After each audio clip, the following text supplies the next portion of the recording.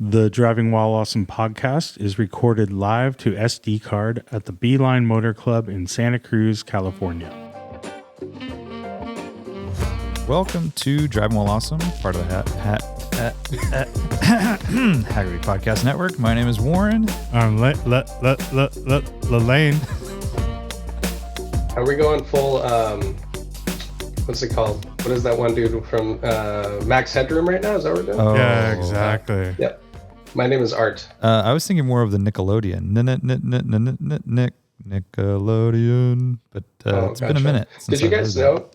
Did you know that Max Headroom was actually a real person with like crazy makeup, and then they digitized him? Yeah. I assumed that. It wasn't full Avatar CG back in 1986 or whatever.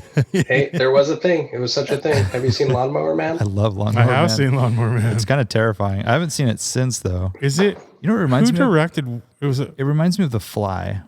Jeff Goldblum. For some reason, there's some like weird 80s sci-fi thing going on there that it makes me uncomfortable, but not because it's too realistic. I don't know. Hard to explain. What was the premise of Lawnmower Man? I can't even remember what the... Just a guy mowing lawns. Like $6 a pop. Yeah. And then he saved up his money and went to like a water park. Yeah, exactly, dude. Sick movie. Yeah. We should remake it and just be that. Mm-hmm. Yeah, that's good. They're not remaking stuff like that, like The Fly. Did they remake The Fly? Maybe, or was it a remake already? Oh, it might have been a remake from like. Doesn't it sound like a weird like? It sounds like some 50s like black and white. Fly. Kinda, Watch out. Yeah, like early horror movie kind of thing. You know, we're right on the cusp here as this comes out. Right on the cusp of the holiday season, and it's the holiday season, dude. It's here, bro. No, that's not true. It starts with when do Halloween. you start? Oh, Halloween. Halloween what starts. Are you, Rick Deacon over here going to Salem? So it's almost the holidays. It's by the way, we're knee deep in the holiday season. Warren, pumpkin spice latte. Yep. When those sales start. No way, dude. They're pushing that all the way into like August. So when I was at LAX though, just a few days ago, they did wish me a happy holidays. So, you know, there you go. I guess there's that. But so LAX thinks it is. So I agree with LAX. Official. The Delta lady at LAX did think it was the holidays. But where are we at on holiday movies? Because back in the day, that was the thing. It was like, dude, there's some good ones coming out right now. Let's hear them. Oh man. Okay. So there's the new one with Will Ferrell. And, Spirited or something. Spirited. And what's his name? Ryan Reynolds. Yep. And then there is the Santa Clauses, which is The Santa Claus with Tim Allen. He did the 2, and now they have it's a limited series. It's on it's on Disney, I believe, Disney Plus. And then platform near you. Yeah, and then the other one is the new Enchanted. Oh, there's also Santa Claus with the guy from Stranger Things. He's like a badass Santa Claus that gets into like a full on like Die Hard fight. Yeah. Thing. Is it just called Santa Claus? It's called something else. Mr. Claus or something or so it's like a CLAWS. Does it become cat fight? He's a cat. He's half cat, half claws. No, I can't remember. I always think about this though. If you you can make a mediocre holiday movie, it'll still get play, dude, every year at that holiday. So like, if I was like making movies, I'd be like, dude, I just make the most badass Easter movie. There's no other Easter movies. I'm with you. How about Thanksgiving? Well, there's Thanksgiving movies, but you know what I'm saying? Like, it's very limited. Like your pool. So it's always going to be on the Apple top 10 of holiday movies. I'll one up you there. Yeah, songs. Oh, dude, there's only one Thanksgiving song. Adam Sandler. Yeah, thank you very much, which is great. It's a one Hanukkah song. Banger. Adam Sandler. I know. And who gets the royalties every single year? Yep. Adam Sandler, and he needs the money. Yep. You can see how he dresses. Yeah. Anyways, there's also The Menu coming out. Did you see that? Oh no, what's that? It's not a holiday movie, but it's. Okay. Where are you guys? By the way, where are you guys seeing like promos for these? Dude, it's like, so hard. I don't have cable, so. Well, when I watch like YouTube or something, YouTube, and also some other app-based stuff, they'll play the same 5 like commercials Hulu or something. They'll play the same 5 commercials every single break, and it's usually something like that. And then I have watched a couple Hallmark-like new Christmas movies have come out. Oh, there's actually a new one on Netflix. It's called Falling for Christmas. Oh God! Starring the one and only Lindsay Lohan. Just came out. So let me guess. She moves away from the small town, goes to the big city, but then the guy back home is like, he's still around. I thought it's the other way around. Hey, you have to take a hint from the title, Falling for Christmas. She's a rich, never done anything in her life, daughter, just a spoiled brat kind of, goes skiing, she falls, wakes up. Who am I? Where am I from? Hey, this guy, Hollywood scenario? This guy found me. Hey, I'm going to go and live at his little quaint hotel until someone finds me. And then they fall in love. Oh my God. Actually, no, not Doc Hollywood. It's like Overboard. Yep. It's like Overboard. Goldie Hawn comes too. Yeah. But the guy's name is Christmas, is what you're saying. And he's not like... It's Santa Claus. It is totally Overboard, but he's not like maliciously keeping her hostage so she can take care of his family. Well, in the end, it was good for her to kind of come down to earth. And, maybe it's the same thing. Oh, on the subject of shows, check out Acapulco on Apple TV Plus. You say Acapulco? Acapulco. Acapulco. Acapulco. Check it out. The Poconos? Starring Eugenio Valdez, I believe, isn't it? He's that Mexican actor. But he's become he was in the Overboard remake. Do you know that dude? Whoa. I'm sure he's funny. I've seen the ads for the show, but I haven't watched it. So check it out. It's all filmed. It's really good. It's it's like, I would say half with subtitles because they're speaking Spanish, but they're working at a really fancy resort in the 80s. So when they're like talking to the staff and stuff, they have to speak English, and they're not allowed to speak Spanish to each other when they're at the resort as part of it. But they still do. Yeah. So it's a fun watch.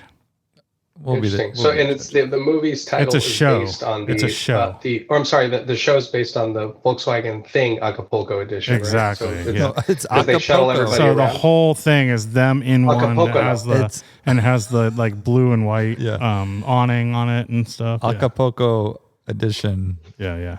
And whatever happened to that place? Acapulco? Because I think it was baller in the 80s, and now no one goes there. It got kind of grungy. It got super overpopulated, and it's not like the place anymore. That is true. Sure. It was a more premier destination. Yeah, that was pre-Cabo, right? Yeah. Yep. Yeah. Now Ixtapa is where it's at. Go there instead. Tulum. Check out the show, guys. Hey, it's a really fun watch. I'll check it out, dude. Speaking of shows and movies, this is related back to our actual podcast.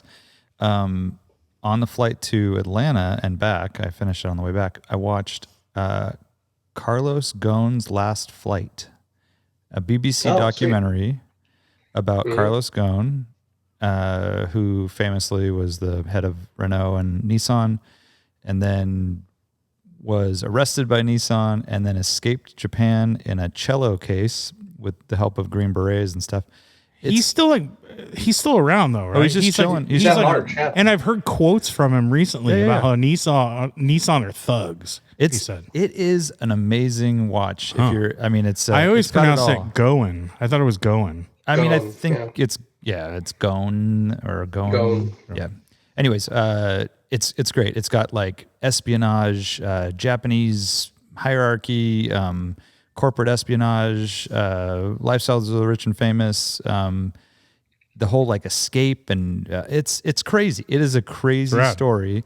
I'll check it out. And I still don't know who I side with. I side more with Carlos, but the documentary is from his perspective, right? Or he is interviewed extensively.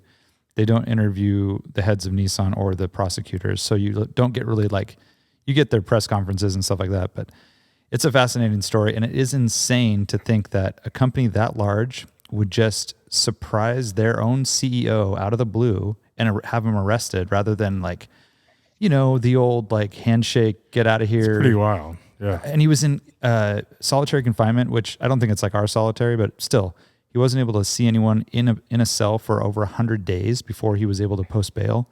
Crazy stuff. The guy, he literally went from off a private jet going to meetings in Japan for the 600th time to at customs, sorry, you need to come over with us. You're arrested.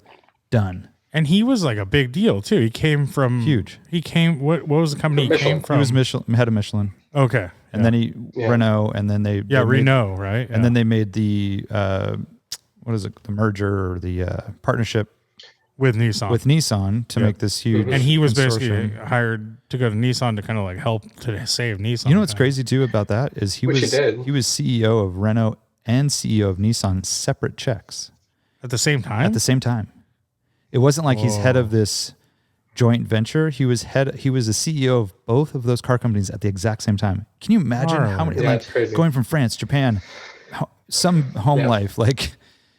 They accused him of such weird stuff. Barely. Yeah, that's so gnarly. Yeah, so I read a book called Shift, which is on his story before all this shit happened and him basically turning Nissan around. Because he was like the one who was pivotal in like reintroducing the Z, remember, and all of that, like at that time frame. And so he definitely helped the company from like, essentially from death. And he brought it back. And then I don't know what the hell happened. I mean, in terms of citing, I think there's, like a lot of these stories, right? I think there's truths on both sides, and it's just some things get inflated, and there's maybe some strategic kind of moves here, some politics that are also in the mix. Yeah, in terms of ousting him and everything. But they were talking about how, how Macron and the French government decided to get more heavily involved in Renault, and Nissan did not like that. They basically looked at it like it was going to be a nation-run company, like a energy company or something that's owned basically by the state, and they saw it as like a conflict of interest with Nissan and Japan. And so rather than like say, I don't know, we are firing you or we don't want you around, they decided to just like do the most harsh thing ever and like throw all these, accusations and arrest Ghosn. I don't know. It was just a very weird way of doing it. I would love to know more about like, it's just interesting. And I'm also fascinated by like Japanese culture in that way too. And there's a lot of like the, disrespect and they were accusing him of using funds for things that Ghosn claims that they basically let him do, buy a house that he's working from and, and all this stuff. And then they're like, we never said you could do that. And so now you're arrested, but I don't know. It's a wild story. And then the whole thing of him getting out of the country is just unbelievable. Paid these guys $1 million to basically put him in a crate and wheel him onto a private jet. So where is he now? He's in Lebanon where he's from. And he's got a house and he lives with his wife and has like armed guards because at any moment, like the Japanese could just. It's like Roman Polanski, dude. I guess so. Yeah. The guy just did very bad stuff, and then he's like, I'm going to France. Yeah, but then the guys who there was also a guy below Ghosn who was kind of like one of his directors or something, American, total boring white guy that had nothing to do with any of this stuff, and he got pulled into it as like collateral damage, and he's awaiting trial, house arrest, 5 years to await trial, 20-year sentence if convicted. They have like a 97% conviction rate in Japan, and he's like, his life's ruined, and Ghosn got out because he could pay someone to get him out of the country, living in like this, villa in Beirut, and then it's interesting too because now they're like there's new charges against him and they're still trying to get him to come back to Japan, and obviously if he goes back to Japan he'll never. So is he like claiming full on innocence? Yeah. Wow. Yeah. He's like, this is a total witch hunt. All this stuff was known by them. They just. And what does he say is behind this all then? They have he had like an hour-long press conference once he made it to Lebanon and kind of spilled everything out, laid it all out. All right, so I want to check it out. So on a Delta flight near me, I can watch this. And I think it's a BBC documentary, but it's called Carlos Ghosn's Last Flight, and it's really well done. Okay. So maybe Apple TV, you can buy it or something. Yeah. Try that. But cool. I'll check it out. Check it. I'll check it out. Yeah, it was fascinating. Yeah. Very fascinating. You guys want to answer some questions? Mm-hmm. I'd love to, All right, let's do it, man. Come on. Kind of into that. Let's see if there's any sorting possible. No, I'm so sorry, guys. No sorting possible. Don't get too excited. All right, let's start at the bottom. Now we're here. Peter B 993 says, for the same price as the new 911 Dakar, what would you rather buy? Or does it check all the boxes for you? Fun to drive, capable on and off road, exclusivity, investment, etc. How much are they? $7,000. I have no idea. Dude, I have no idea. I think they're like 200 and... So 200 I've just seen all the photos and people, making a big deal out of it. I don't even know is it a turbo or is it not? No turbo? idea. I haven't read about it. I've seen the pictures and haven't been interested to look at it or anything. Yeah. But I mean, it's kind of cool. I'm guessing it's very limited production. I'm guessing if you have the means and if you're on the list, then you should buy one and you can make money on it and use it. There's no reason not to buy it, but I don't think it's one of those, should I buy this or that kind of cars? I think it's I'll take this and I'll make a couple $100,000 on it or I'll keep it forever. But let's say you were going to buy it to use it. It's a pretty cool option. Like, let's say your daily driver is a 911 now. Would you prefer to have it a Dakar spec? I wouldn't, but I think it would be it's such a weird thing. It's such a rich guy thing. It's like you would have that in addition to, right? For sure. But so it's such a hard question to answer. Like, you don't want, you want a car that has tight suspension, that has lower profile tires to haul ass in the mountains, right? Like the stuff, like for the most part. And then you also want this that you could fly over bumpy, like go into some other shittier surface roads or even under the dirt. And maybe this is like do all that stuff. And so you can hard park at Starbucks in this thing. Or is this like you can park it onto the curb? On the curb, dude. Is this Detroit spec? Like, is this what all 911s should be in these places with really rough roads? No, I would say more like if I was living like in the Pacific Northwest, like near like gravel roads, or even what's Colorado, or even Canada, right? Like Colorado or something. Yeah, Montana, Colorado, exactly. Montana, a lot of dirt roads. Yep, Montana, a lot of dirt roads. Or how about like Arizona, all the BLM stuff? Yeah. So are you guys ready here? I got some facts with it. It's FAX, by the way. Facts. Not so FAQs. It's I don't know if it's based on a turbo. I don't know, and I'm like so out of the loop on like new Porsche stuff because they're all turbos. That's true. Yeah, they're all turbos. So it's a twin turbo 3-liter, but it's $222,000. I don't know how much you can option here, but that's the base price. 473 horsepower, 0 to 16 3-ish seconds. So it's the more base one. It's like Carrera S spec. Yeah, Carrera S spec maybe. And then let's see, top speed with the tires is 150 miles an hour. Actually, but whatever. Yeah. So yeah, it's got like they really focus on the departure and approach and departure angle on this thing. Like ramp. Look at this ramp breakover angle. So they're really really touting it as this like off-road machine, right? And then of course it's got like reinforced everything for that purpose. $222,000. I guess the question is, you get this as a daily and then or something else, or just what was the question again? Well, I think it's like, would you rather have this or what would you rather buy for 200? Dude, I guess like when you think about how about LA? Like I remember when we picked up Art and I picked up his Acura NSX and driving through LA, they have these really humped roads with the crowned roads with the gutters. Every intersection we would scrape the shit out of his Acura NSX. So I could definitely see like in a town like that, rad, right? Like having something like that would be really cool. Plenty of guys are already with 992 911s that could just drive something like this instead. And driving like say you have a brand new 911 turbo, you do daily, go to your office at the law office downtown LA. You're not really exploiting its like handling characteristics to its fullest. So, this thing still probably handles awesome and drives kind great, of a good argument. Yeah. The thing is, like, would you rather have would you rather have a singer, like, or would you rather? I guess that doesn't work. No, the price wise it doesn't work. Or how about like a Lee Keen Safari? But this one has all the amenities, right? Because this one's so comfortable. What about a Cayenne GTS turbo? Yeah, or a Macan or a Macan, whatever. Yeah, or a G-Wagon, a new G-Wagon. Yeah, but you want to be cool. You want to be seen. Like this thing's like you're in LA. Yeah. Yeah, for sure. Yeah. There's a place for it.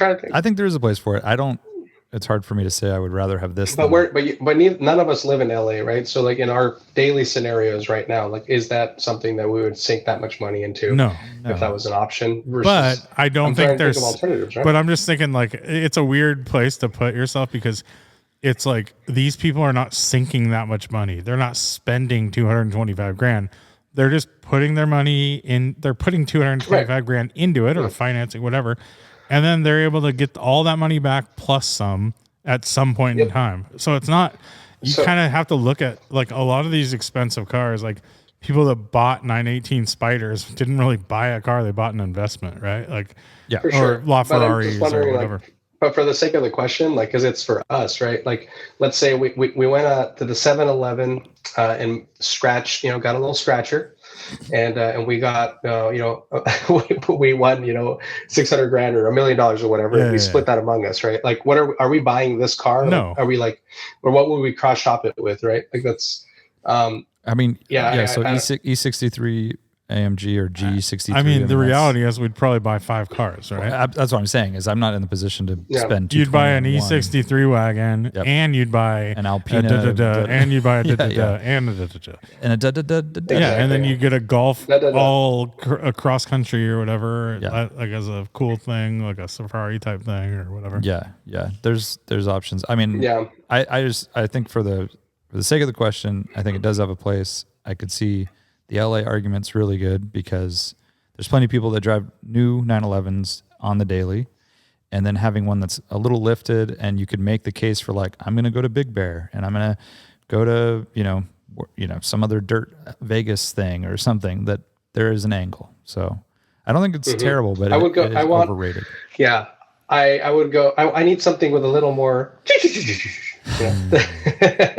so I would get a Rivian R1S. And I would get a Carlos Sainz edition, name your, I forget what is it, ST205 chassis or something, or just your Skyline, as the car to serve that purpose, because I want something a little more, more exactly, whatever. But yeah, I think that is the answer, as you said. I think because we would be more keen on spending the money differently than just on one car, right? But as Lane is saying, this market for that type of car is the persona is very different. Yep. Swedish Cadillac asks, what vehicle that you experienced or owned gave you the most happiness to drive?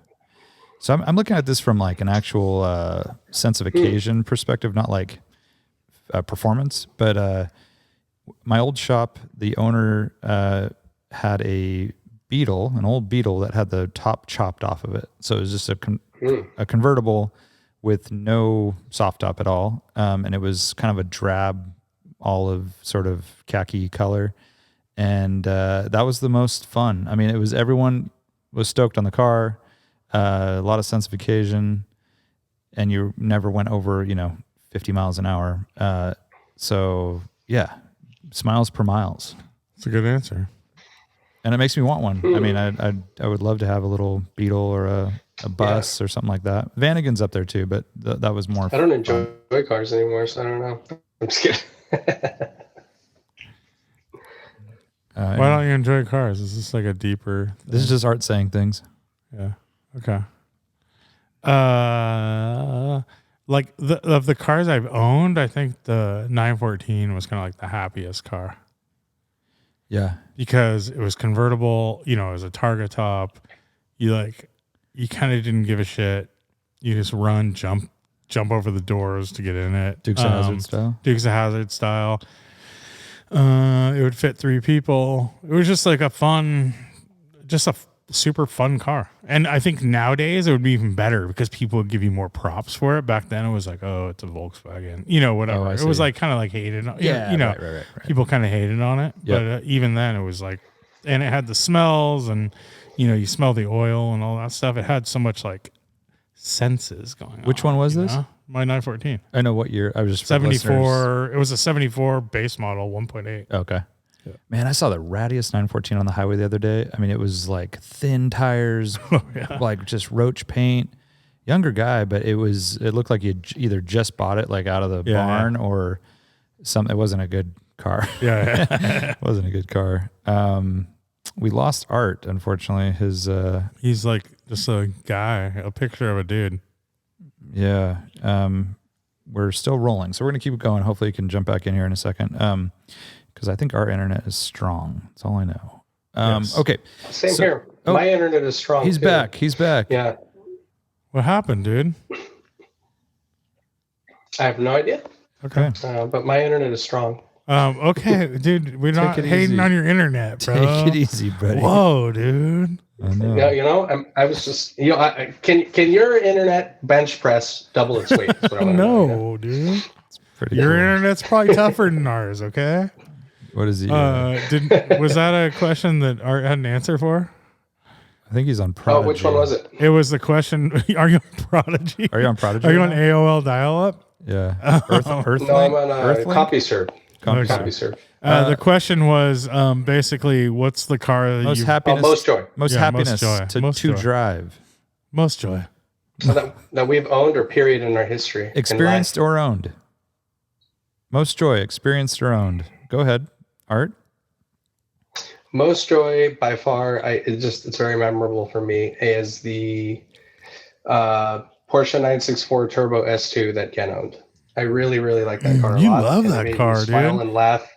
God. I love it. I wish I would love have. that. I wish I It's would have just- had a chance to drive it. I wish I would have driven it. Oh shit, I never dude! was Yeah, able it was maniacal is the word. Some people think it's stupid and flawed, but I thought it was really, really fun. And I imagine that's what it's what an F40 drives like. Yeah, I'm yeah. guessing, and just in terms of the power delivery, The way and the all that. boost comes Obviously- on and all that stuff. Yeah. and also, I mean, obviously, slightly different driving dynamics, right? Mid engine versus rear. Slightly. But, Yeah, slightly. but yeah, it's that one. That's probably the most joy. Okay. Yeah. SV Expert says if you were forced to only drive a Chevy, what Chevy would it be? Any year from any country. So I assume this is like, shit. So you can do like Holden, probably. is this kind of like daily status, not like a fifth car? But it says to drive. I think just have, I guess. Forced to only drive. Only. It's Forced. your only car. Only. But I think, don't we have to kind of take away, I would take out like it has to have 4 doors or something like that.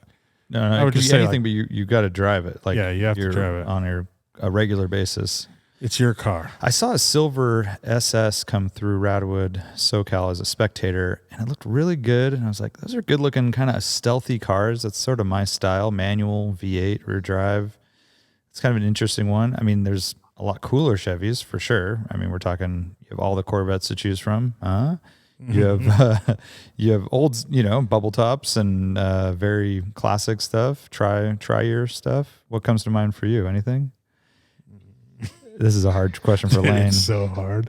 and Art. I need to probably. reread this question because I'm not sure. Is this just a car I need to drive regularly, or it's my only vehicle? Art, I don't you're know, forced dude. to It doesn't drive it. matter. You're just forced to drive it.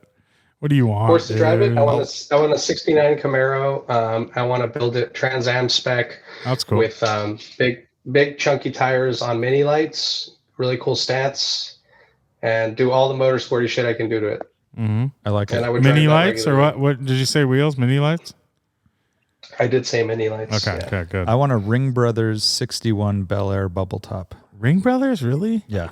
Ooh, Too over the interesting. top. No, you can customize it. I just like their attention to detail. Yeah, I don't yeah. need to go super flossy, but Bubble top's sick. yeah, 61 Bel Air. But I wouldn't want to drive it all the time. It's not something I I would. guess I'll take like a 70s Blazer. Oh, okay. K5, Yeah. Nice. What about K4? K4s weren't my style. I like K2s, but KO2s? What about Kose K1s? Yeah, those are good too. those are good. John Rice says, "What's the most punk rock car?" And he says, "Happy Thanksgiving, Lane knows guys." all about this. Well, I think it's like probably a 4-door Caddy with the roof cut off. That's pretty good. Dude, that just came to my head, dude. I don't know. And like primer black. Oh yeah, primer black. Yeah. It seats about 20. Yeah. So hurry up Yeah. and grab your jukebox money. Yeah. Kind of one of those exactly. scenes. Yeah. Yeah. Tin roof rusted, probably. Probably rusted, But that's why you cut it off. it's off. Yeah. Yeah, that's a good one. Lincoln 64 Lincoln Continental. I mean, Yeah, Those that's are- pretty good. those It are has to be pretty- a little tattered though. but I see what you're saying. It's this like slab, big sled, Yeah. just I'm thinking of tank. like, remember Animal Chin, Searching for Animal Chin, the skate video with Tony Hawk and Mm-hmm. Caballero and all them. They get something, it might be a Caddy, and they do the roof off thing. And it just feels very, very punk. It does. I don't know shit about punk, but I was picturing kind of something a little. I guess it depends on the age, right? Like if they're up and coming versus super successful. Because I was thinking of a Ford Fairmont wagon.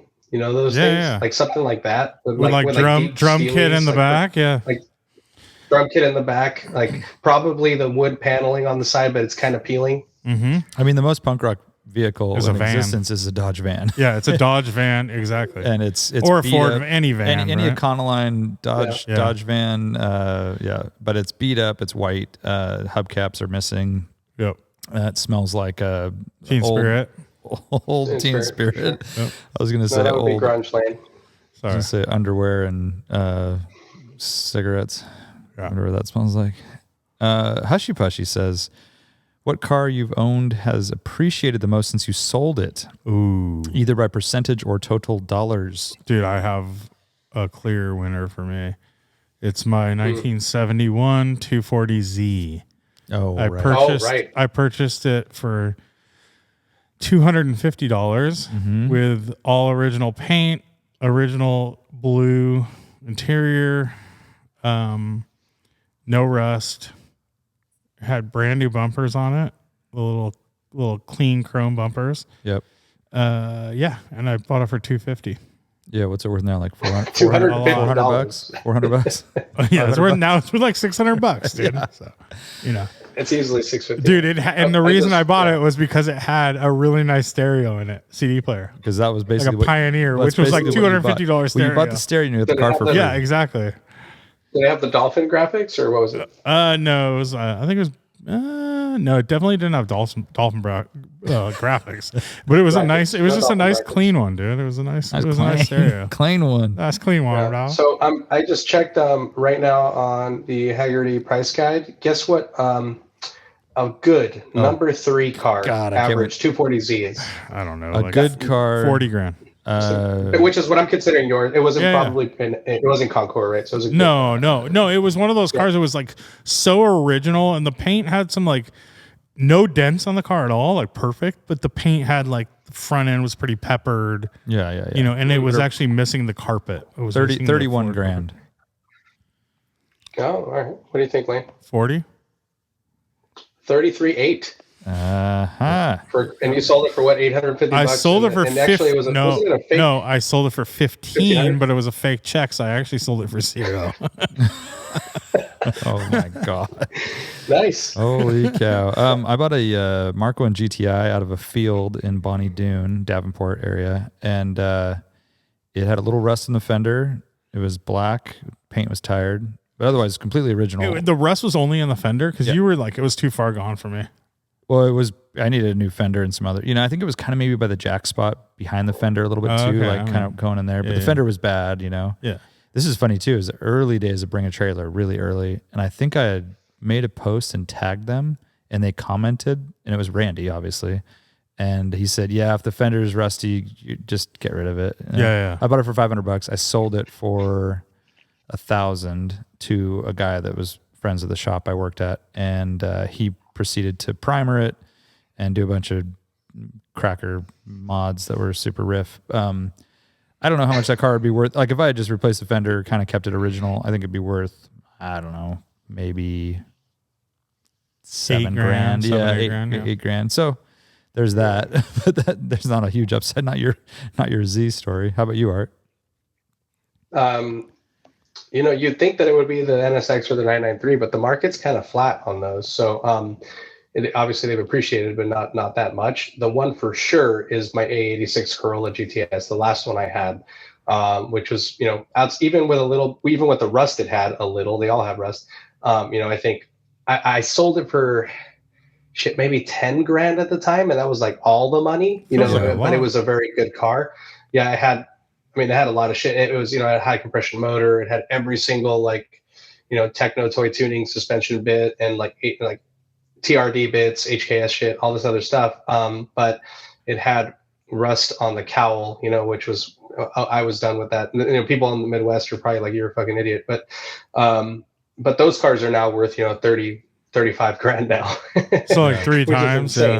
I feel like you had some Miatas that might be worth or like Civics more, or Civics that might be worth three times more. But also percentage wise, like like if you're looking at like that's three times what you sold it for. Like I feel like even your like I think you had some really nice Miatas that might be worth 20 that's grand true. now. I mean, actually, I had my EH3, which is the 92 or 93 Civic Si. I can't remember what year it was. Pristine one owner car. I bought it for maybe $2,500, and that car is probably worth like 25 or 30 now, maybe in that condition. And if it was now, right? And who knows? Yeah. And it also I didn't really get to do much to it because it got stolen. So, but it was largely original. It had some pretty basic bolt-ons. Nice. Yeah, that's probably a good one. My 914 was $1,000 car, and that would be like a $16,000 car now or something like that. Yeah, or maybe more. My first car was a Mazda. It was $250. It's probably worth like $700. Yeah, it's pretty sick because of inflation. Yeah, for sure, dude. Noye Classiques says, now that Nick is the leading expert in the Bay Area on K-swaps, will he turbo K-swap his 996? The sounds would be all wrong, but the drive could be great. Also, I'm bored. Let me know if you guys need beers. Personally, I would much rather that for him versus putting another M96 in there. I know. What about a V8? The old I'd rather do the K than the V8. It'd be way lighter. That's true. Well, actually, I don't know how LSs don't weigh that much. LSs aren't that heavy, but it just feels like more high strung, akin to like the way that car should have its power delivered. Yeah, I guess so. Like it should have its power delivered like more linear, and like your top power should be above $7,000 as opposed to like all your power being at like 2,500 or 1,800 or whatever. Yeah, probably easier to work on too. K-swap, I mean. I think Nick will have to call in for that one. But and in the meantime, Teal, bring some beers. Come on down, be a guest on the podcast anytime, buddy. Beamer Lovar says, how much does it annoy you that people are now constantly backing into parking spaces? You're in a mall parking lot without a signal. Some idiot stops, and then his reverse lights come on, and I have no idea what he's doing. Why does everyone think they have to be firemen, always ready to take off from their parking space? He has a little emoji with the hand on his face. We actually covered this in an early podcast. It's called delayed gratification, I think. Yeah, for sure. Where essentially you're doing the hard work up front, because then when you get in your car and you get to drive off, it's kind of nice. Yeah, I don't do it. I don't do it in traffic, like if there's people around, but at the airport, if I'm the only one in the whole parking lot and I have time to park and back in, like I might do it if it's convenient, but I just don't do it at all. I don't see it a lot because I don't go places, but I did see a post of someone we follow, or maybe I just follow him the other day, and it was funny because he posted a picture of this truck, a Chevy truck, had backed up to like almost to the like where it was like 6 inches away from his wagon. Okay. And they were back to back, right? Okay. So they had both backed into parking spaces, and he took a picture of the truck, and then he has the license plate, and he said, "This is what an asshole looks like." And I was like, but you both backed into your spots just because you can't open your tailgate. That's an asshole. I see. It was a little like, I'm like, I don't know. You just might both be assholes. Right. I hear what you're saying. I mean, he couldn't drop his tailgate down. Yeah. Either. So I don't know who was there first. I mean, I guess that guy was last. Chicken or the egg scenarios. And I'm like, he has a big truck, so like, he probably had to. He was. It's definitely easier if you have the ability to back in with a big truck on the front side. So you don't have to deal with it on the back side. Yeah. I'm just saying because it's so hard to. What am I trying to say here?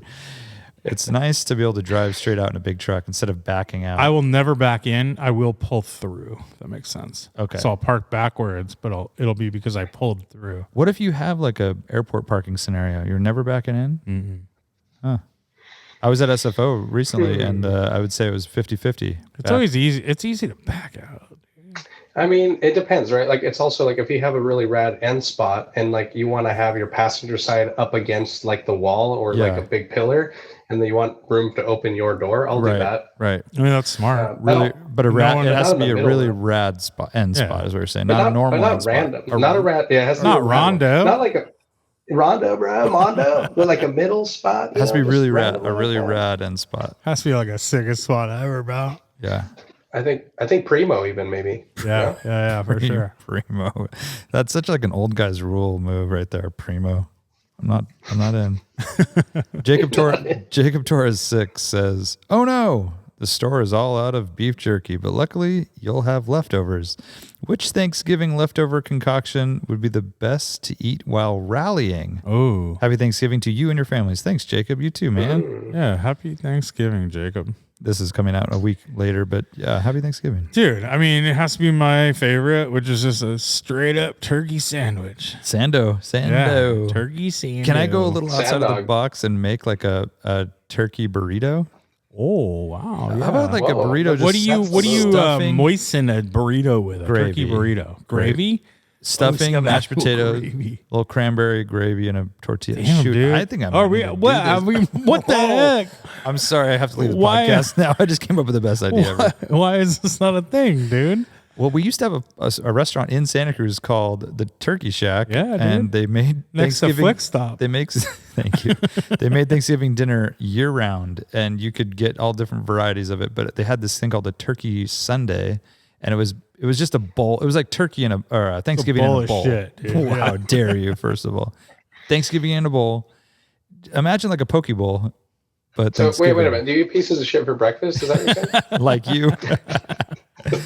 All right, Art. What are you making? Are you a turkey enchilada guy afterwards?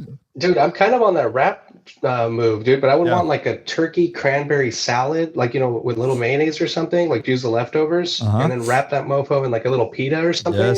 Yes. Preach. Okay. Okay. That's good. That's good. It could have been a burrito, but I just wanted to go pita. I'm gonna make it a wrap. Pitta. Wheelie Dan says, "Who is on your Mount Rushmore of auto execs / designers?" Ooh. How many are there on there? Is it 4? Five. 4, Five. right? Is it 5? I thought it was 4. Let me look it up. You guys Can't continue remember. talking. I thought it was 4. I'll go Bruno Sacco. Yep. Hell yeah. I'll go Oh, Brian Nesbitt. Pajaro? Brian Nesbitt. Aaron Nesbitt. Oh yeah, hell yeah, dude! Design the PT PT Cruiser, bro. And And HHR. HHR. Yep. Definitely not. Mount Rushmore. So Giugiaro. hmm Yeah. Uh, Oh, Pininfarina. yeah, we go Pininfarina. Yeah. And Fagioni Falaci. No, No? Pre-war crazy Art Deco stuff? no, you would. There's You 4. would. By the way, there's 4. Yeah, we were right. You were right. But But 5, I think they're putting Trump on there, so we'll see what happens with that. Oh boy, Who else are we dude! going? I'm trying. I mean, Okay, wait. so there's You got tons Bruno, of choices. Bruno Sacco, Yeah, Giugiaro, yeah. Brian Nesbitt. Brian Nesbitt. No, Pininfarina. Yeah, and then we're looking for one. So there's like Harley Earl? There's Harley Earl. So he did all the 50s like cool. All like basically anything American was inspired by a lot of his he stuff. does tons of rad like prototype stuff, like Yeah. all that And World's Fair fins kind of and- like yeah. and crazy. And then there's like Bertone or Bertone. Bertone. I'm trying to think of what are good like. Were there some British designers? Like who does? Oh no, well I guess the There's OSS one was Ian Giugiaro, right? Callan. Callum, and there's Who did like the XKSS and like those cars? oh Nui. Oh no, know. yeah, like Lowy. XK or the XKE. Like who did the Lowy, XKE? Like, Lowy, Nui. I know, right? We only I don't know know any Italian Japanese designers, dude. yeah, like I'm trying to think like who designed like. I mean, there's some really cool Japanese cars, but I don't know the designers off the top of my head. Yeah. That designer is I think a like thin transfer paper and a pencil. That's funny. I think we're pretty good there. We got Giugiaro, Sacco, Yeah. Pininfarina, Sacco's really good. and I mean Bertone. How are you on Gandini? Is he your boy? Gandini. How about Zagato? He has some cool stuff for sure. Ooh, Zagato. Zagato has some cool But stuff for They sure. never but really nothing like pushed it too far. And then he's also saying execs, which is interesting. I don't Oh, know where wow. you'd go with that. so that's Yeah, when you I'm say like surprised Lane didn't- DeLorean. Or Oh, right, Bootsy. exactly. You didn't throw Tomatano in there, dude. Tomatano, maybe a one little hit wonder, right? Bootsy Porsche. Yeah. Boots. There you go. Boots rocks. What about Lee Iacocca? Yeah. Exact. I mean, I'm not that into them. K cars. Huh? I know it's all horrible cars. They've all done some good stuff and a lot of bad, right? Like, Yeah. How about what's his name? What's his old name that Old self. Good old, what's his name? good old what's his name? Yeah. I don't know who that is. Yeah, you know, the guy. Ralph Gills? The one guy. Ralph- He's like really opinionated and he's a The one guy. designer. Oh, the guy that was on Harry's Garage? Oh, well, there's Oh, him. Fisker. Fisker. Oh, Henrik Fisker. But No, There you go. never Oh, not Bangle. Fisker. Oh, you can go Bangle. Nah, I don't like Bangle. Oh God. Stevenson. Frank Stevenson? Frank Stevenson's good. He He did some cars. Rat definitely Fink. Rat Fink, yeah. Ed Roth. Chip Foose. Ed Hardy. I think we got Brian Nesbitt there as our fourth. We're good. We're good. All right. Atypical Driver says, for brands, this is the last question. For brands associated with cars and motorsports, do you buy their regular products or their car themed products? For example, Puma sponsors a bunch of racing. So do you buy a regular pair of Puma shoes or the BMW, Porsche, Ferrari branded Puma shoes? Oh, I will always go with the non-car version all day long, every day. Yeah, it's a little tricky. It's a little douche. Douche fluty. Yeah. Well, is it only? But it's not. I mean, there's some jackets out there that could be cool, right? Like shoes are one thing, but Right, like Adidas, if like a Adidas is a hat. partner. yeah, I'll like buy. a hat, I'll it could I'll be- buy a hat that's like a brand or a T-shirt even. But when it gets into like say Nike shoes, I'm not gonna buy Nikes with the Porsche logo on them. I'm gonna buy like some Nikes or whatever. I'm gonna buy. Yeah, I don't know. I hear what you're saying. You're gonna buy regular Pumas, not the Puma. Yeah, don't you Ferrari. think? Yeah, because also those styles. Okay, so we're recording this in California, right? And a lot of that stuff, especially with like motorsport, F1, rally, it's very European centric. They're obviously they know their audience, and it's a very Euro style. I don't know how else to say it, and that's not what we wear here. It would be pretty loud and Or let's say a watch. If you're gonna buy like the Right. If The you're gonna buy Ferrari. like whatever the Tag Heuer, Yeah. you're not gonna buy the one that's a Ferrari themed No. one. You're gonna buy the normal Tag F1 or whatever Yeah. it is. what if it's like an Alpina collab? Like if you're like something like that.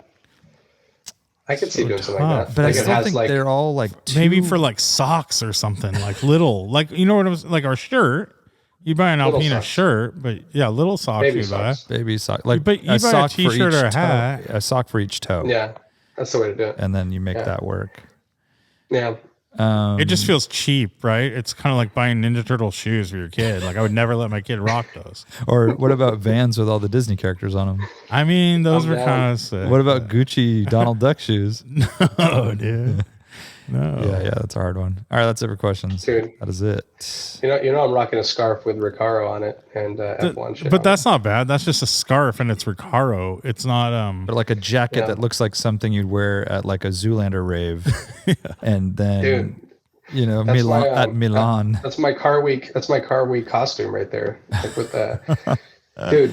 Warren and I were at the airport. Where the hell were we? I think we were coming back from Atlanta, and there was a dude with a Ferrari tattoo sleeve, his entire left arm, It was the whole shield on his entire forearm, and and then it went up. And he did like a not horse or some look. shit. He did What the not hell look was the it? type either.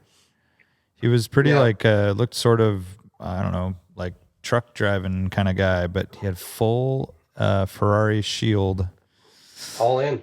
Scuderia. wow. Yeah. Lane, would you do like a 914 all over your arm? No, tattoo? I don't have a single tattoo. I would definitely not do a 914 tattoo. Be pretty awesome. What about a Compomotive like wheel or something? I mean, on your foot? I'm in, dude. I'm definitely in. On the bottom of my foot. Oh, nice, dude. So You I want to do a kick someone in the tire face, tread. like, I want to stop do Yokohama ABS intermediate tread on the bottom of my feet. 'em. Dude, that's pretty Oh my sweet. god. Can you imagine how painful that would be? Oh, Aqua tread? fuck. What about aqua tread? You're like, Aqua it's because I love the water. I love the water. I love the water, dude. Gatorbacks. Gatorbacks. Gatorbacks, dude. Yeah. So we're fresh off of RADwood SoCal. And then I Last- just went back to SoCal. Last RADwood of the year. Lane was there. our 5th time doing that show. And it was great. Super nice down there. Man, talk about a nice day. Perfect day. Couldn't have nailed the weather any better. It was actually pretty hot. It was warm. It was on the warm side for sure. Like in the sun, it was hot, but I'll take that. The sun was hot, man. Yeah. When you were like in the sun, it was hot. It was a hot sun. Yeah. November in LA. I told Warren to turn it down, but he couldn't do it, so he's no longer my weather guy. So who was complaining about it? Someone came up to us and was like, "Oh, it's kind of hot today." Like, You're like, sorry, dude. Sorry about that. That person does not deserve to be alive. Food was the best we've ever had at RADwood. Yeah, shout out to Chef Malone, who may be listening to this, and for helping us with food. He's our food and beverage director, Southern California division. Yeah. And yeah, that was really great. And I got all the feedback from them was everyone sold out and was like really stoked and want to come back. So that's awesome. That's always fun. So we had, dude, that the Mexican Indian fusion one was killer. We had these nachos that were like curry chicken nachos. Were amazing. Wow. Good. Yeah, That place sold out quick too. Yeah, everything sold out. That was the one next to the coffee shop, right? Next to the iced coffee. Yes. The cold brew. Yeah. Yeah. And Chef's line was too long, and I was starving. Unfortunately, but I really miss his burgers. He said he sold more burgers last year, and I don't even know how that's possible because he was so busy on Saturday. Nonstop. He had a line 10 deep every time I went by there. Yeah, he never didn't. Like when we were leaving, my daughter wanted a burger, and we're like, no, the line's too long. Yeah, we didn't do that because he was too busy, and I felt bad, like because I know everyone else kind of got hooked up. So I was like, I know last year he did over 400 burgers, so I imagine this year he might have done a little less, maybe just because there was more places or something. I think that was. But the line was long the whole time. I think that was why. But yeah, that's what I'm saying. Is like I don't see how he could sell more. He was by far the busiest booth. And killed it. So, anyways, that was good. Once again at Honda, and they brought out some really cool cars from their museum and the new Type R, which we got a good chance to look at and check out. Pretty nice ride. I don't know. It's good, dude. I mean, the only thing I still don't like about this generation Civic is just too long. That rear, it just like that side profile, just that long back. So Lane, like that's what I was going to say.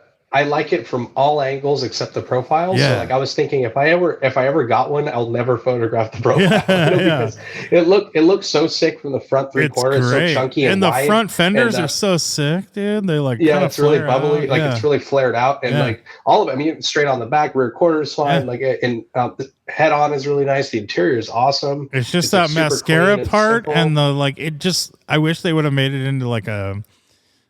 If they were making a hatchback, like a real hatchback, or if they made it into a sedan, it was like they would just ended that roof line earlier and had more of a trunk, right?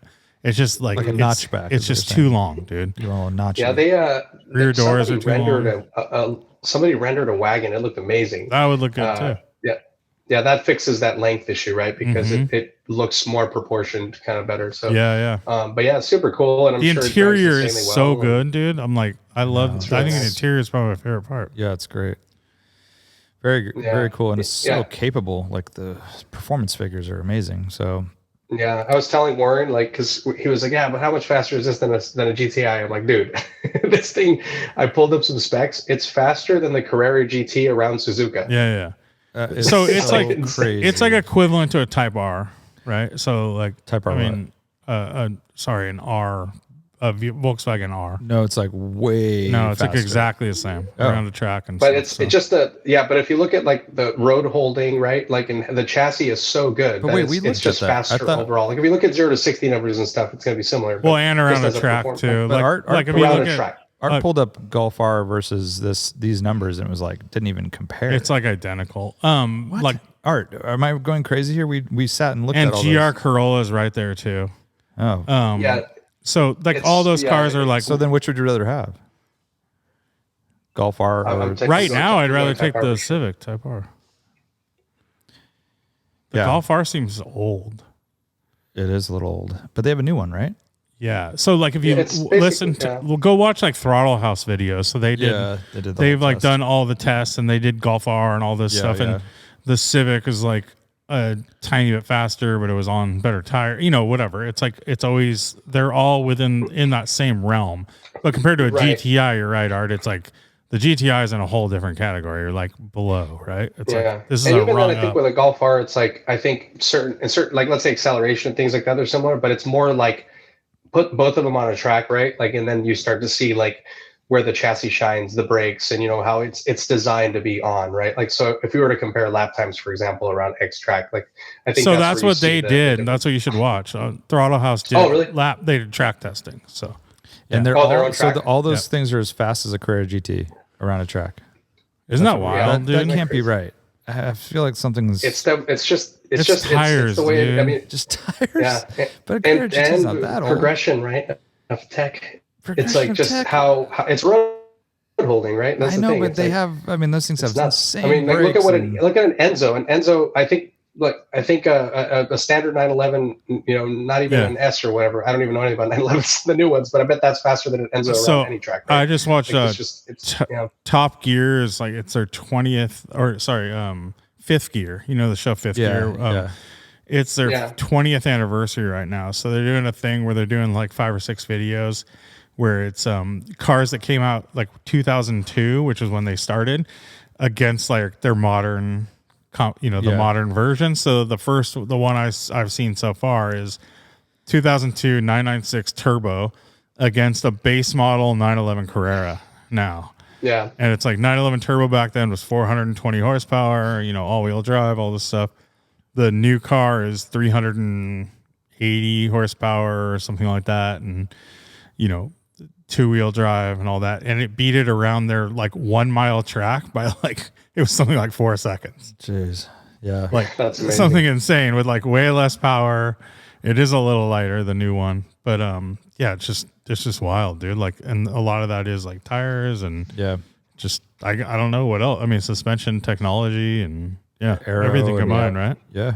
Aero's a thing too, for sure. Yep. That's the thing is like, we've talked about even like from the R32 to the R33 GTR. The R33 GTR is 150 pounds heavier, but and supposedly had the same power, which is not true. It made, let's say 25, 30 more horsepower. But with aero and chassis rigidity, it was I think it was like 25 seconds faster around the Nürburgring with a half cage. So it was actually even heavier. And it was a stock car off the shelf. So it's just the progression from that generation. Wait, what was the comparison again?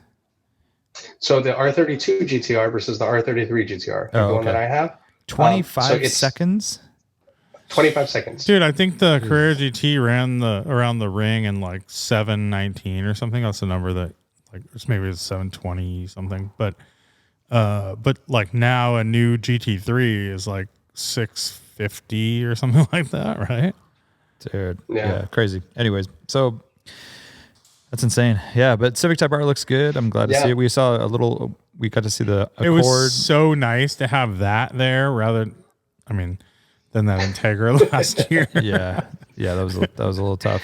Yeah, it was much nicer. And it was cool. That was in white, and they brought out there was some white, Civic Type R's. The NSX Type R was there as well, which was white. Yeah, it looked awesome. And then we also got a little sneak peek at the new Accord, which is sleek and nice. How about the new Prius? You guys excited, huh? I'm not excited, but it's cool that it's finally at least like you can look at it. Yeah, at least it looks kind of cool. That rear end's kind of cool. The way the integrated the fender into the lights. Definitely. And it's by far the best looking Prius. The power bump is huge. It's like 75 horsepower more than it's before. Frustrating that it's going to be like a good car. Yeah, it might actually be a good car. Like, does it have 4-wheel disc brakes now? Probably. Yeah. An interior. But also just from it's one thing, driver, the persona that has those and what they do, and that's frustrating. But just overall, right? Like as car people, like driving around in traffic, like it's nice. It's nice to have good looking things out there, right? Like it's just to be out in the world versus this hideous little. I mean, the recent ones are just so bad, right? They're like I don't even know, like weird cockroaches or something. But. Yeah, I mean, it's definitely cool, man. I think it's an interesting proposition. I would love to drive one. I mean, is that a daily potential Prius guy? I don't know if I'd love to drive. I would drive one. I'll check it out. It's 194 horsepower, I think, and the last one was very interesting. 120 something. Yeah, it'll be interesting. So any other comments from RADwood SoCal? I mean, I wanted to talk about the pre-party. We had some really cool cars there, and we had R34 like with all the with a bunch of like Z-Tune bits and shit, which is like a very, for us, it's kind of interesting, right? Because I'm not a huge R34 guy, and but people go so gaga over them, right? And we had it displayed in a really cool spot at 405 Motoring in this awesome LED lights. I don't usually like R34s that much. I think they're kind of jumbled. I think they're kind of weird. But that one looks so good under the lights there. Looked amazing. Yep. And they had all the right tuner bits, like ARC stuff. Great and color basically, too. if you're a JDM fan, it was this crazy chameleon purple. That one was really rad. We had a CMS Motorsports wide body Koenig in there, which is a C126. So Mercedes 500 series Mercedes of the 80s. We had that 964 turbo in that blue. I forgot to ask the owner what color that is, but I didn't arrange that one. The guys at 405 Motoring did, but such a great color combo with that gray interior, and that gold magnesium BBSs, Testarossa in there. And then we had the 400R, of course, which is insane, and Supra.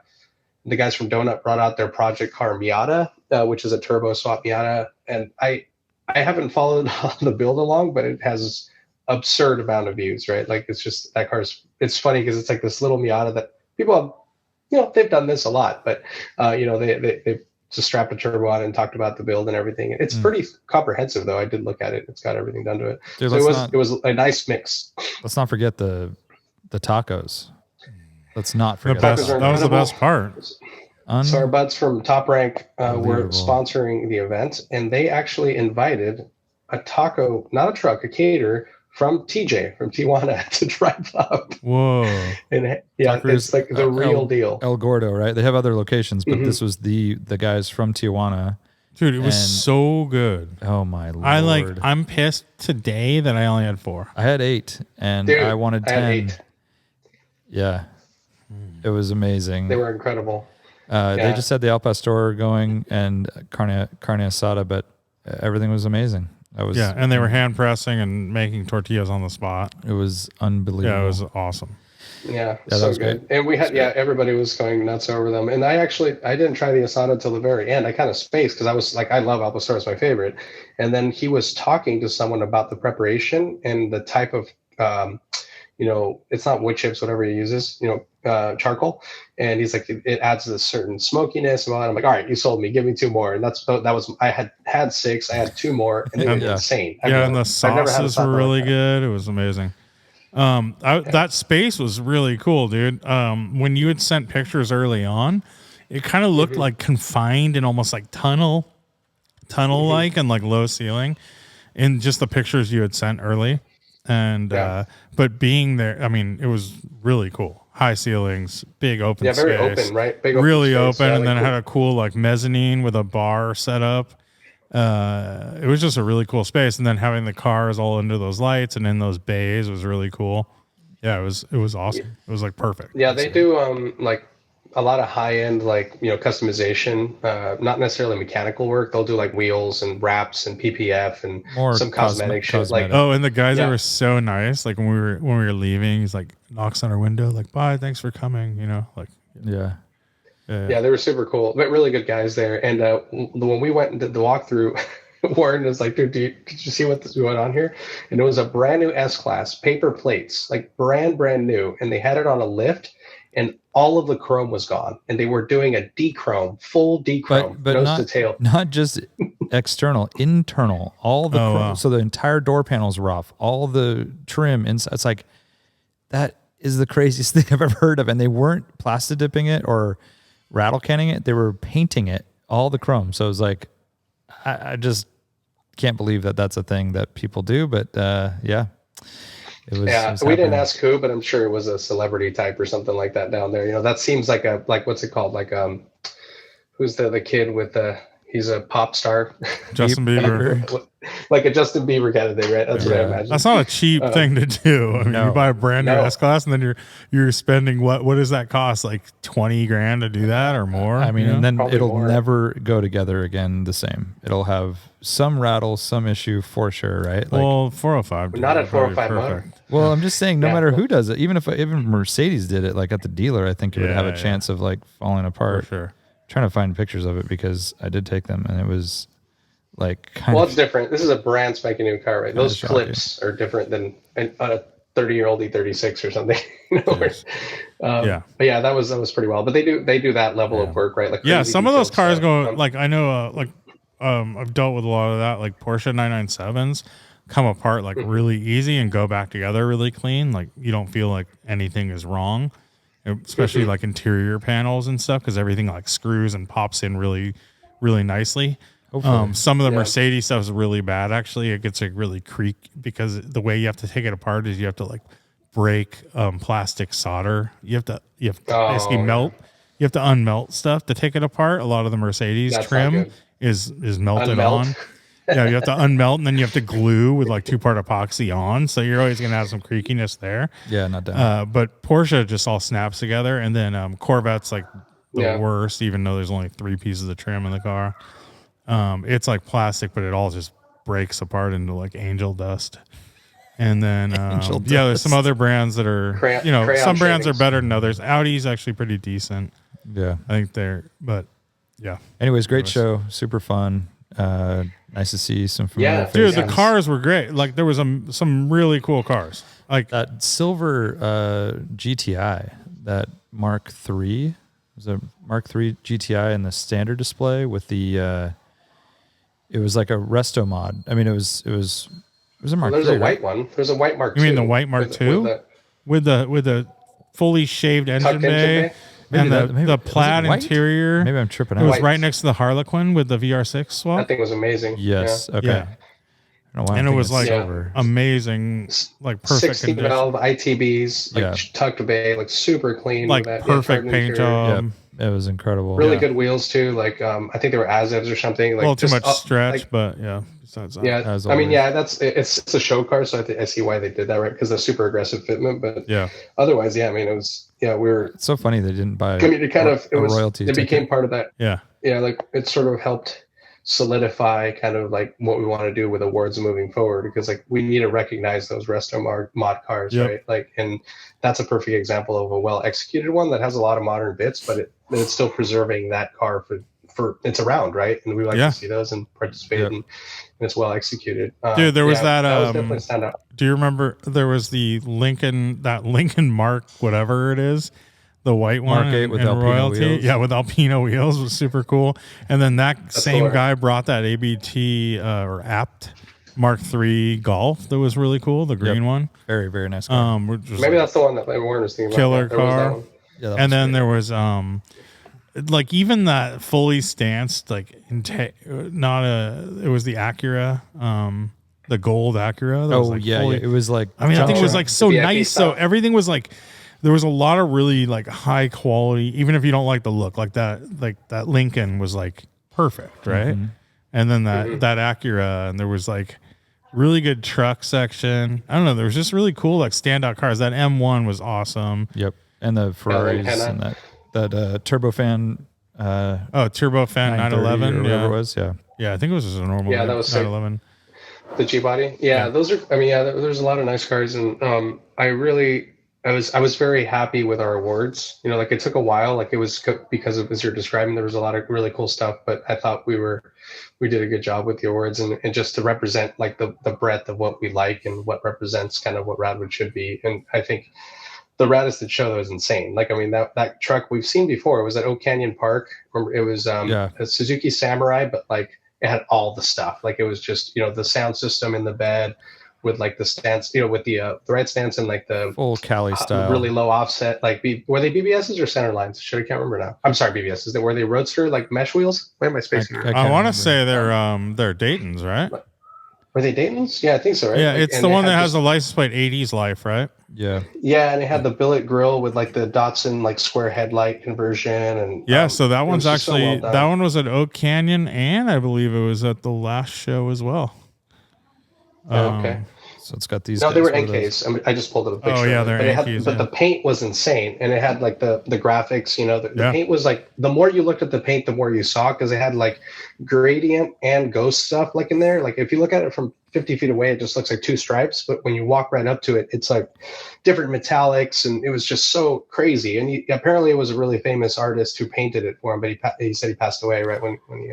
And he had like a sex doll in the passenger seat. He did have them. Yeah. Not that there's anything wrong with that. Carpooling, yeah. Yeah, and then dude, the raddest Honda or Acura award went to a guy who brought his first car, which was an Integra LS, and it was an 80s Integra LS. You know, these cars were not very modified in period. They were, you know, a lot of them didn't survive. And he not only did he keep it, but he preserved it.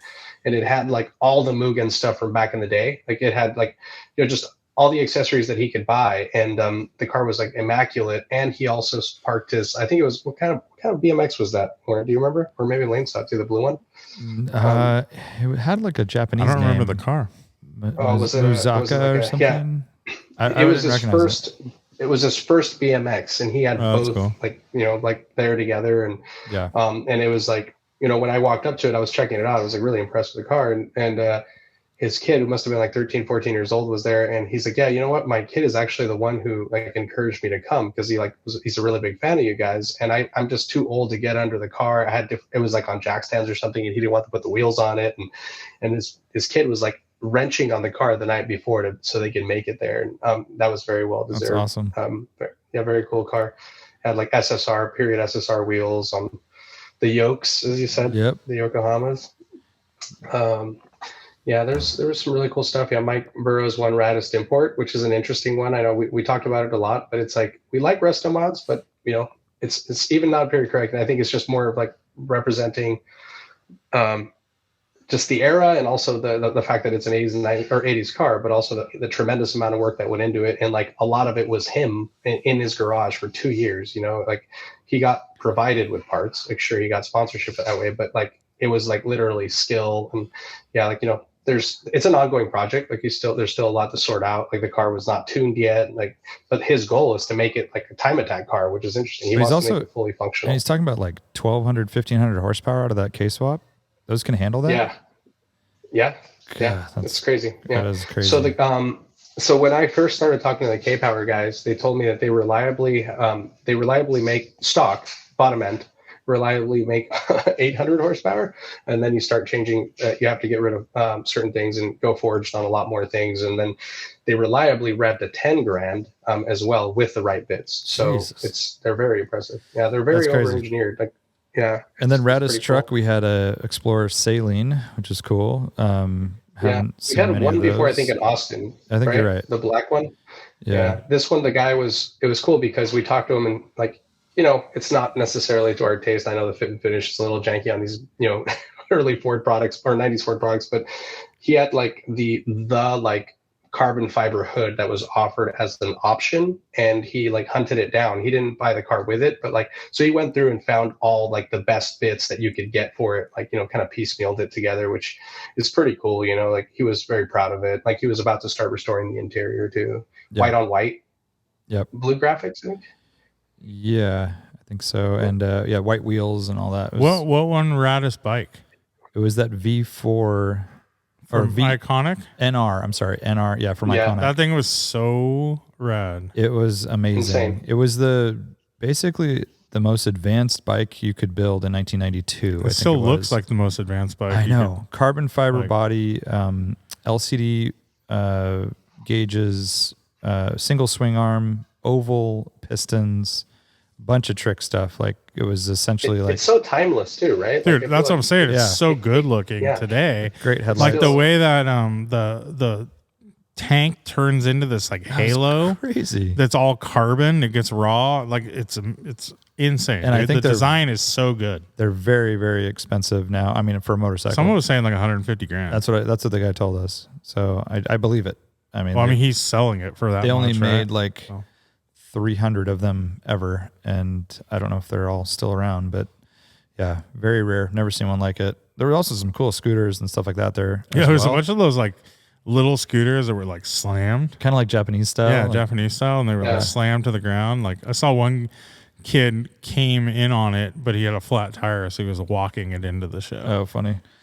And then we had Raddest Accessory was a guy who was like a diehard windsurfer and kite enthusiast from the RADwood era. Was that what's his name? It's Ceramic Pro Ryan. Yeah, Ceramic Pro Ryan. Oh, was it? Yeah, so he usually brings his Consigliere or whatever. Oh, so he The had red one, yeah. He brought a Volvo wagon, 940 or something. It was Aero Force Racing, just all the most nerdy niche windsurfing stuff you've ever seen. He had all the period correct, like the towels and it was pretty amazing. Yeah, it was cool. It was all like on the lawn right there. Well, he had asked like, "Hey, is it okay if I park like over?" He wanted to park where the Acuras were on the center lawn and the Hondas, and I'm like, that's kind of a Honda kind of thing right now, but you can park over here. He's like, okay, perfect, that's great. And he set up his whole display. Yeah, it was rad. I saw a bunch of people like talking to him and checking it out. The kites are super cool. It's all very like high end. I mean, you can just tell like the attention to detail, handcrafted, like all that stuff. So he was trying to explain to us too. He's like, yeah, this lady had all this stuff, and there's like 4 of these boards in the sales, and I got it for like $400. And I was like, yeah, like because they're old, like you're not going to take them out or anything, and I'm sure they're just sitting in our yard or whatever. Yeah, it's trash. It's but one man's trash is another man's treasure. For sure. Anyways, that was fun. Well, a lot of it had to do with it. There was some history behind it too, right? Because he's from San Diego. And it was like a local company that made it. He was saying he was saying how those are the ones that he wanted when he was a kid, but couldn't afford them. Totally. And so he basically bought everything it was like the best of that time. So it's super personal, right? Like, and then they was talking about how his dad had the same exact board for one of the. I guess it's called a board, right? I don't know, windsurf board. And he bought like the same exact graphic kit, but it was a little bit longer or something. And like, so it was cool, like just how stoked he was. And apparently, people really appreciated it. I wish there was a better way for him to display it, like vertically, right? Like if he could have displayed all of them, like somehow that would have been awesome just for people walking by. I know he needs like a rack that he could set them against or something, so they're like upright or whatever. Exactly. But stake them into the ground somehow. Yeah, it was very cool. Yeah. Big shout out to vibes shout out to CMS. Shout out to CMS that brought his amazing display as always, but he also had a BMX exhibition, which was fun. Flatland style. Those guys were fun. And just everyone seemed to have a good time. It was a good show. So nice to be back and down a bunch of brands were there, like Motol had a booth, and then everyone. What's the tire company? Coker. Coker. That was cool because Tire. they were doing the they did a full like survey. So you scan the QR code and you say like what kind of car you have, what you're interested in, like all this stuff, which was awesome. That's good. A little market research. Yeah. That's exactly it. Yeah, this is the stuff that's happening. We've been talking about it forever, and people are finally listening. And the goal is for them to figure out exactly what's in demand and start making tire sizes for cars of our era. Yeah. 15s and 16s, 14s, performance stuff. They have molds, they have the materials, so they can make, a wheel or a tire that looks like an 80s tire, but it has PS4S compounds, which is like our dream, So rad. That's great. Oh, and then there was also the Hot Wheels people was really cool. Oh yeah. Like there was always a crowd there, a bunch of kids, which is awesome.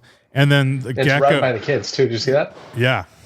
And then Gecko came out with their whole dude. I swear Gecko slayed. People were just buying stuff from Gecko all day long. And I was walking around. People had everyone had Gecko hats on, and people changed into Gecko shorts. I think I saw all the CMS guys had Gecko shorts on. Yeah. They killed it. We bought a bunch of stuff, my daughters and me and stuff. Nice. So, yeah. I'm wearing a Gecko shirt right now. I talked to him for a little while. It was pretty cool. He brought the brand from Hawaii. First place he brought it to was Santa Cruz. Yeah. And he was listing off all the surf shops. Yeah, he was telling me too, he went to Go Skate, he went to Go Skate. Portola Surf Shop too. Yeah, Portola, all the places. Yeah, so it's cool to see stuff come back around. His 930 was rad too, though, right? When did he buy it? 93 or something? He bought it in 93. It's a 1989 930 cab. And he was saying... And all original. Yeah, and he was saying that they were kind of just killing it because at that point they were selling to Mervyn's. All kinds. So he's like, I bought this car and I had this cell phone and cell phone's in it. He's like, and it was $1 a minute, but I didn't care. That's great. So just be cruising around his cell phone. Yeah. So sick. Dude, super fun. Imagine what he paid for it back then. And that's a pretty valuable car. Yeah. Real 930 cab. Oh yeah. 89, so that's the 5-speed. But relative. At the time, I'm sure it was I think it was 50,000 miles or something. Something it's a like low that. mileage car too. It's clean too. Wow. Yeah. Yeah, next up for Radwood is at the Amelia. So if you're going to the Amelia, holler. Tickets should be on sale by the time you hear this podcast, March 4th, out in Florida. And that's an at show, so it's a little smaller. So what do you guys think? Like 70 cars? No. We're going bigger. Oh, you're going should almost be like a full blown event. 175 cars. Really? Yep. Okay. Standard display, royalty as well, trophies, music, merch, the whole 9. So nice. Actually, it's on hole 3. No, I'm just kidding. I don't know. I forget what number it is. Anyways, so that's the end of our year for that. But we got a rally coming up, and that's here next week, which is crazy. Yeah, one more podcast before the rally, and then rally. Crazy. I know. And so that's looking good. I was looking at weather. There's a little bit of chance of rain, but we'll see what happens. It doesn't look serious, whatever it is. So it'll be all good. Yeah. It's a rally, right? It's a rally. Rain or shine. You're out. Week and a half away. It's so crazy. Yeah, no, it is crazy. Is it that time? I think so. Yep. Trivia time, boys. All right, this comes to us from Torrance, California, where Radwood was held, coincidentally. California thieves exit blank vehicle to steal catalytic converter. Ooh, I know this one. Sorry. God damn. Oh, man. Stop looking at automotive news. It's probably something. It's like a Tesla Model S. That's a good guess. That's a good guess. Yeah, which would make sense, man. right? It's way more expensive than that. Oh, okay. So it's like a Bentley or a Rolls. Very close. Maybach. No, way douchier. Think SUV. Range Rover. No. One more guess. One more guess. Think SUV. Shit. Douchey SUV. A G-Wagon. Urus. Oh my gosh. They are driving around in a Lamborghini Urus to steal catalytic So converters. I guess cat sales are pretty good, huh? Crime pays, man. Crime pays. But they got caught. No, they got caught on video. Oh, okay. No one ever gets caught. I thought I saw like red and blue lights. I don't think anyone's ever been caught stealing a cat. Someone tried to stop. No, there was a recent announcement that they caught the largest. They caught ring like the ring, country. but it seems like when it happens, no one ever gets caught. But one guy went out to try to stop him and got shot. So there's that. You know, yeah. That's not good. Not great, not ideal. So there you go. It is now Lamborghini Urus territory. Dang. So that's it. That's wild. It's an interesting move. It's because it's like it is the most conspicuous, which is what you wouldn't do, but it's also the least likely, right? So it's like a very interesting but people are gonna look no matter what. It was yellow Urus, by the way. Yellow. Urus. Like they're gonna see you no matter what. Right. So like it's also like you're the only car like that around. So if anyone says like it was a yellow Lamborghini, like it's pretty. They're gonna see you. I think that's a bad choice. So gnarly. Bad choice. But how did they get it? What's the deal? They steal it? So many questions. Or they just make monthly payments. Do they have people are getting like 144 month leases on cars, dude. I know, but that's like 10 grand a month or whatever. All right, that's podcast. Thank you for joining us. We'll see you next time. Bye. Bye. Hope this works.